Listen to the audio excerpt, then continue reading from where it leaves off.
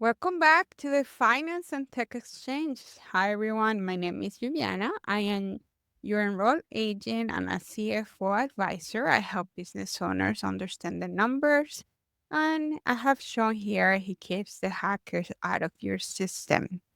So today's episode, we're actually going to talk about why we have backups and why sometimes backups are not good enough.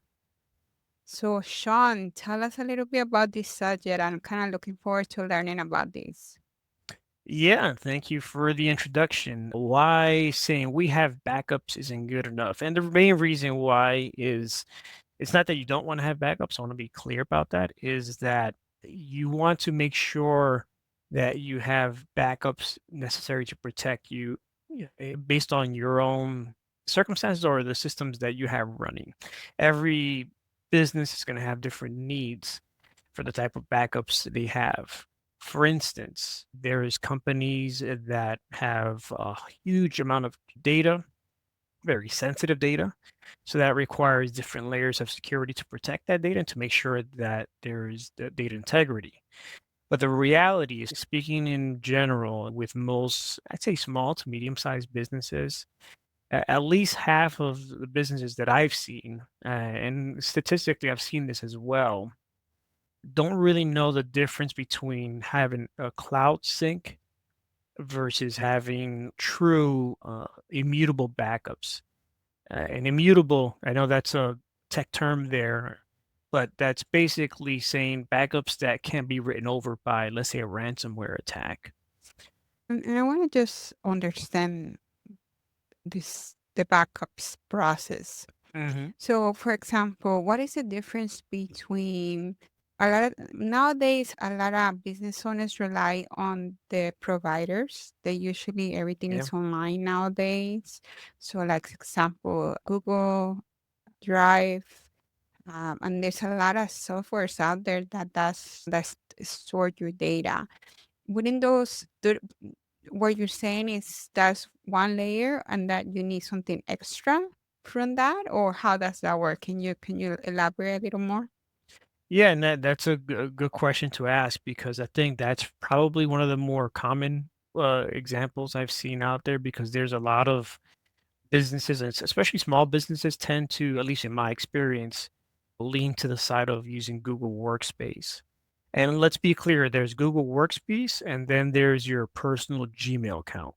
That's a different thing. I'm not going into that topic of conversation because just to be clear, having a personal Gmail account as your business email and that free Google Drive you get, I don't know, I don't know if it's like 1 terabyte nowadays or 550 gigs. I don't know what it is, but you get free Google Drive with your personal Gmail account. That's different, and that doesn't apply to a Google Workspace because Google Workspace, as we all know, those that run a business and have Google Workspace, you pay for that.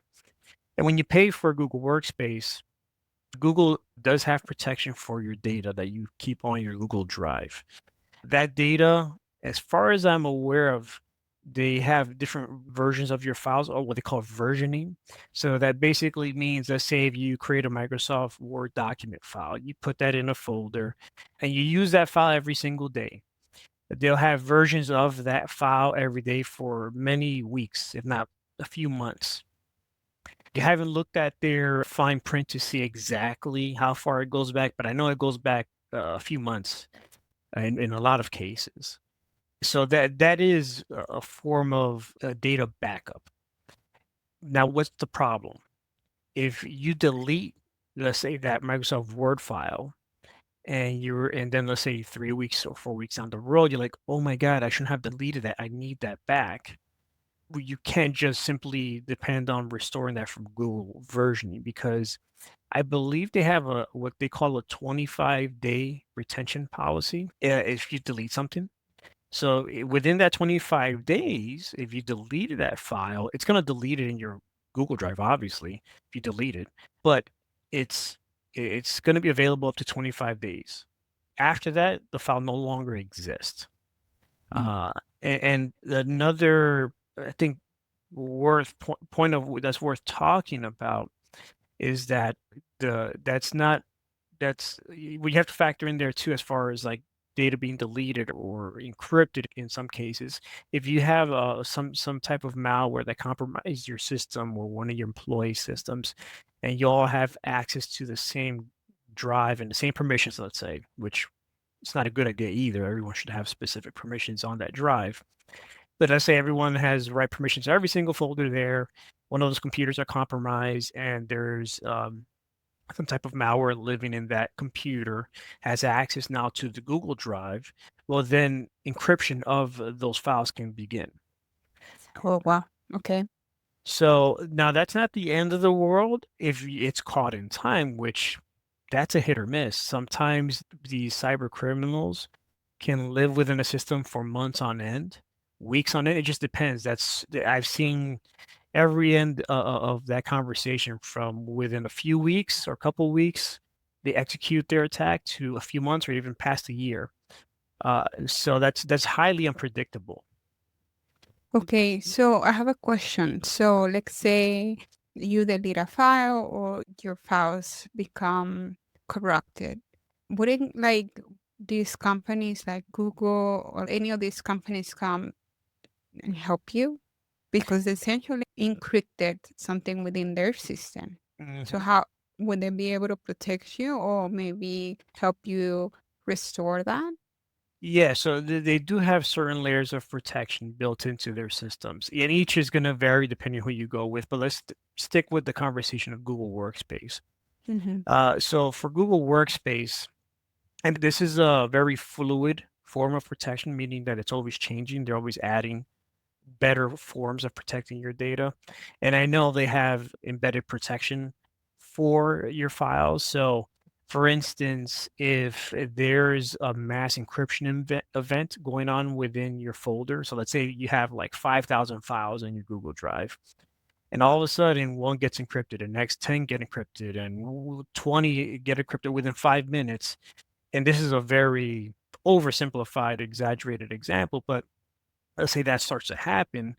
Google does have systems in place where it'll stop that because they'll Hmm. notice and they'll alert you, hey, we're noticing there's an encryption happening in your system, blah blah blah, and they will put a stop to it. But that's not bulletproof. That's not 100% proof that's going to protect you across the board, especially for those files that did get encrypted. Now, if your file did get encrypted, you can start using the versioning, right? So you can go back through the history of that file. The point of failure, the point of no return, better said, is depending on how far versioning goes back. So let's say if you have that one going back to the Microsoft document file that you typically use, let's say that got encrypted, and every file for that same file for the past, oh, I don't know, let's say 4 months, it was compromised. It had this malware embedded in it where it can be encrypted. If you restore it back, let's say 3 months or whatever the event took place, you say it happened this week. Well, I'm going to restore it a month earlier. You can restore it, and they can encrypt it again. So that's something that, and again, that can go back the whole span of the versioning control. Maybe not. You don't know. The problem with this is that there's so many variables in that scenario to try to depend on just Google Sync for data protection. I'm not saying that it's not a form of protection. It absolutely is, and it's getting better. But I would never look at it as the only form of security I would use to protect my data. And this is Yeah. where going back to the conversation of backups, what is a backup, or what in my opinion should be Mhm. a reliable backup solution for your business. Okay. And yeah, I think that's a good explanation. So even what I'm hearing, even though Google or like obviously we're just using Google as an example, but this is something that I think all of us need to kind of do an audit in our own businesses and review and say, okay, where am I storing my clients' data or even our company policies? And what are the protection like you mentioned? I think you mentioned a great point. What about if an employee maybe he's upset and he's ready to quit, and then he goes and deletes everything, and he not doesn't only delete it from the place, but he goes also and deletes it from the delete folder.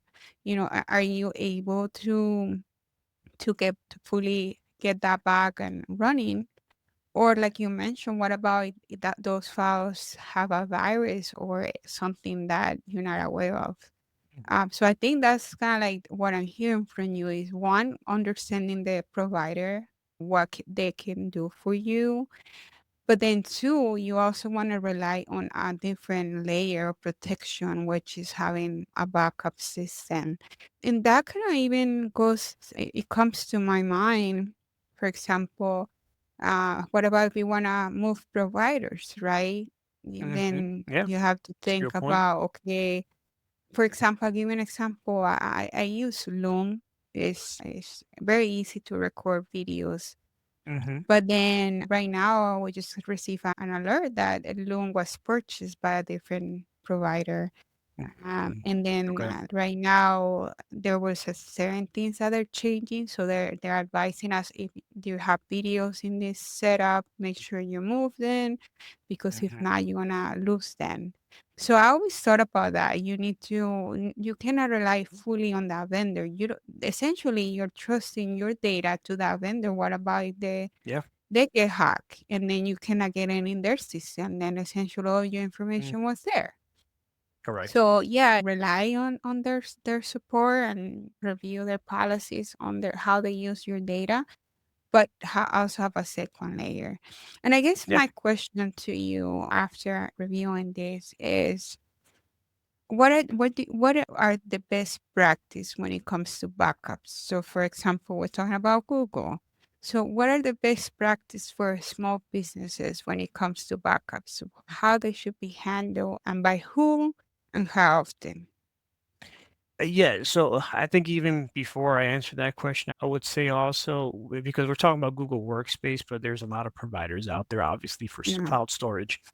I would say get familiar with the security policies of your provider, whether it's Google Drive, Microsoft OneDrive, and see what their file versioning policies are. And honestly, because those companies are so big, there's plenty of information out there. You can even just do a search through your flavor of AI, whichever you use to get that information. And going back to your question, what I would say is don't rely on just one form of backup. And on top of that, not just rely on one form of backup, but I would say whatever backup system you use. So let's say we have Google Workspace, they have versioning, put on another form of backups there, right? That could be a backup solution where it goes from one cloud provider to another cloud provider. There's an abundant amount of solutions for cloud backups from Google Workspace, Microsoft OneDrive, and all the big names out there.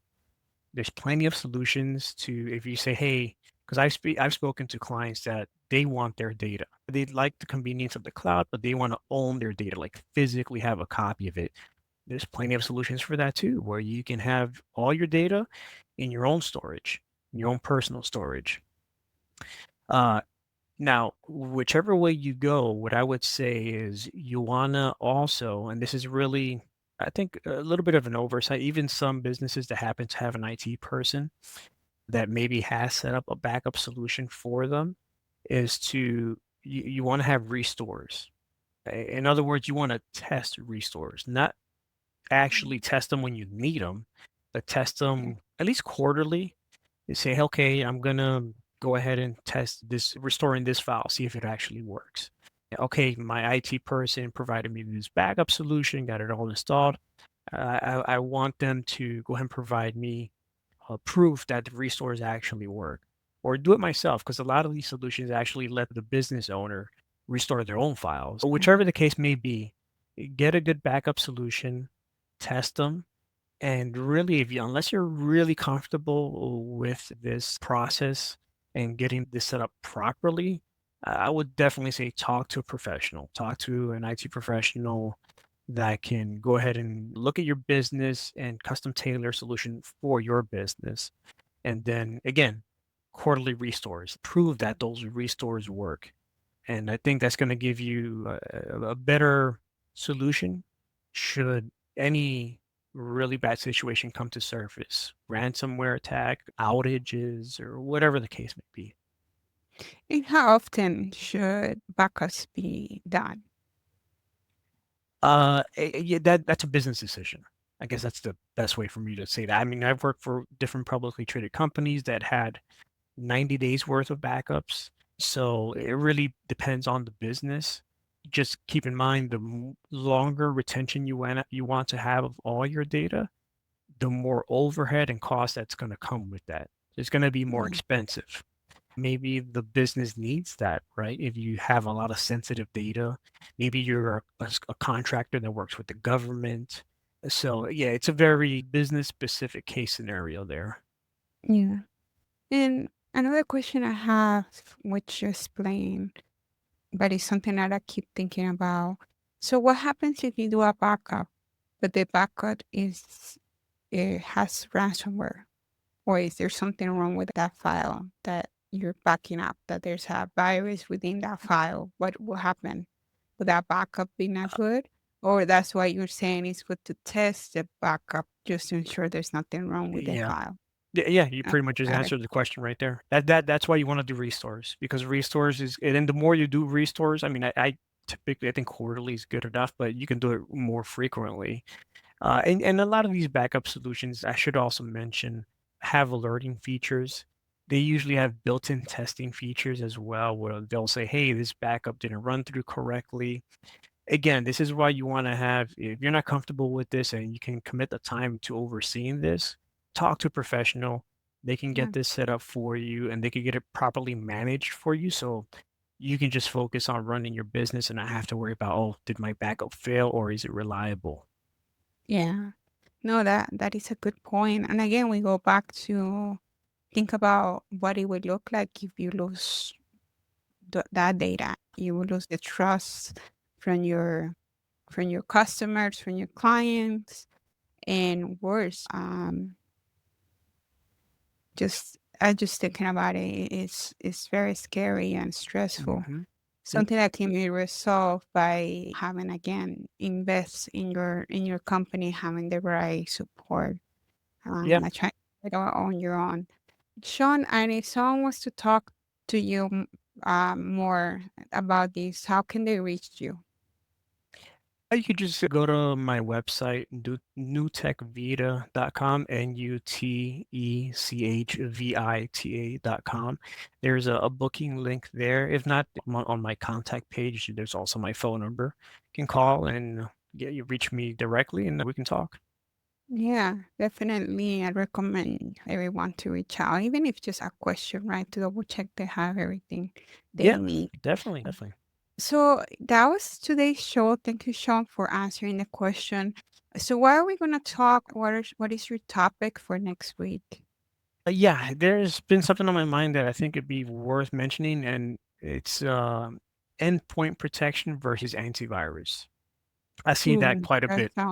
that sounds very complex. Uh, I'm looking forward well, to listen the it can't be. I look forward to listen the explanation for business owners that don't understand IT. Yeah, for sure. Well, I look forward to talking about it. So, Awesome. Well, everyone, thanks so much for joining us. If you found this video helpful, please subscribe.